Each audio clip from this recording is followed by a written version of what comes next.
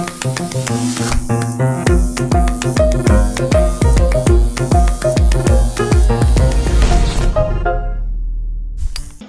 gu 6. mailako ikasleak gara eta gaur digestio aparatuaren ibilbidea azalduko dizuegu esperimentu baten bidez.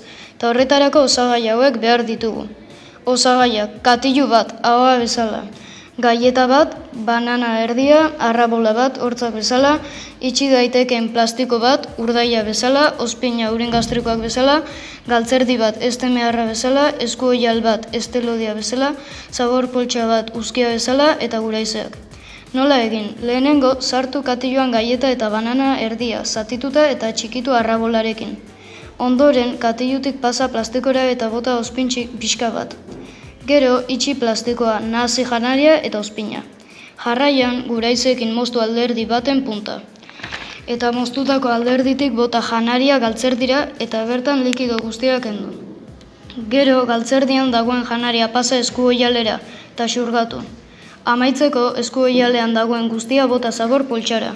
Zabor poltsako alderdi bat moztu eta dagoen guztia hortik atera. Ateratzen dena kaka mokordoa izango zen.